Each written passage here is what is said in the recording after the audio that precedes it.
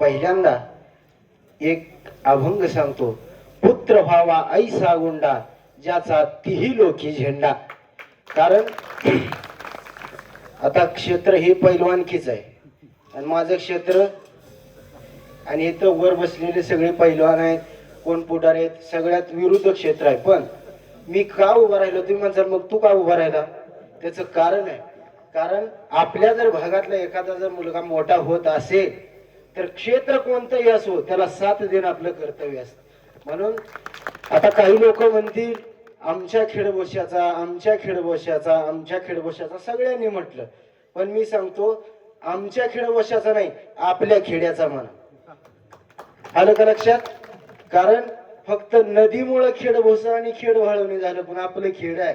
आणि आपल्या या खेड्यातील मुलगा कोल्हापूर या ठिकाणी जाऊन सुंदर असं कष्ट करून, आमचा येतानाच विषय झाला, कोणतंही क्षेत्र असू द्या कष्ट करावंच लागते. आणि त्यातले त्यात ते मधले तुमचं मध्येच ना, त्यांनी सांगताना सांगितलं केशवरावांकडे बघितलं की पैलवान वाटत नाही. अहो खेड्याची गप बसून काटा काढणारी माणसं आहे, तसं ते पैलवान गप बसून त्यांनी हे गोल्ड मेडल मिळवलंय. आणि आता मी ज्यावेळेस गोल्ड मेडल ऐकत होतो त्यावेळेस मी गुगलला सर्च केलं आजचा सोन्याचा रेट काय आहे. तर आपल्याला घरच्यांना आणायचं म्हटलं सोनं तरी शक्य आहे का? 1,62,000 सोनं आहे आज. कोणी घेतलंय का? आज 1,62,000 सोनं आहे. ते सोनं आपल्याला घरच्यांना घेता येत नाही, पण आपल्या गावाकरता आपल्या तालुक्याकरता आपल्या महाराष्ट्राकरता, आपल्या देशाकरता गोल्ड मेडल मिळवणारा पैलवान, आपल्या भारतामध्ये गोल्ड मेडल आणणारा पैलवान आपल्या खेड्याचा आहे. हा कौतुक करण्याकरता आपण सर्वजण उपस्थित आहोत. मी आमच्या सर्व वारकरी संप्रदायाच्या वतीनं मी का आशीर्वाद देणार नाही, कारण मी वयानं लहान जरी असलो तरी सुद्धा आपल्या सर्वांमधलाच एक आहे म्हणून मला संधी दिली. मी यांना देवाकडे एकच प्रार्थना करतो, देवा की यांच्या आयुष्यामध्ये जेवढं काही कष्ट असेल त्याला 1000 पटीने देवानं यश द्यावं. आणि महत्वाचं म्हणजे 2 गोष्टी यांच्या जीवनात महत्वाच्या आहेत.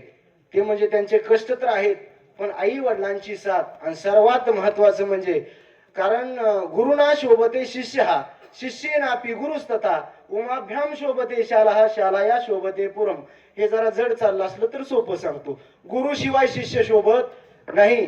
हे जे केशवराव जे आपल्या समोर सत्कार मूर्ती आहेत ना, त्यांच्या पाठीमाग हरगुले दादांचा हात आहे म्हणून ते समोर आपल्या उभे.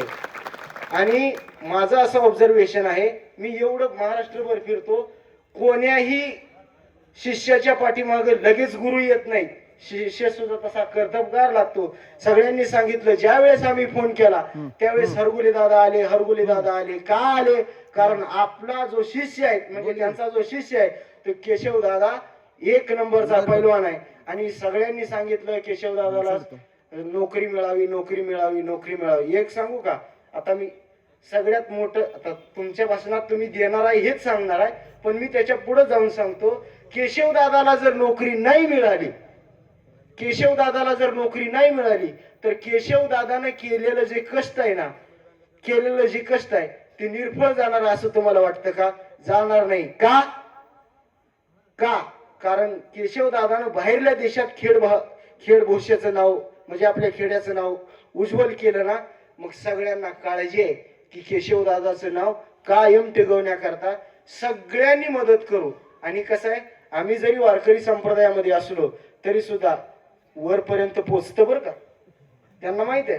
कारण वारकरी संप्रदायवाल्यांचं कुठेही पोचतं, ज्या ठिकाणी माझं पोचतंय ना तिथून मी यांची सूत्र हलवणार म्हणजे हलवणार हा शब्द देतो. मी आशीर्वाद देत नाही, मी त्यांना शुभेच्छा देतो आणि याच ठिकाणी थांबतो.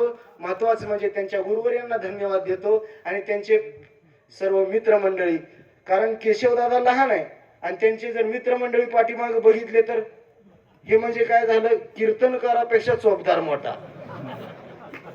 आता कसं काय बरं वाटत, हे खेड्याला जी काय लागते ती मला माहित झाले. कीर्तनकारापेक्षा चोपदार मोठा असला का ती बुजगावून येऊन वाटतं. पण ते का आले? त्यांच्या मित्र प्रेमासाठी म्हणून आले. त्यांनाही सर्वांना मी धन्यवाद देतो आणि याच ठिकाणी माझे 2 शब्द संपवतो. रामकृष्ण.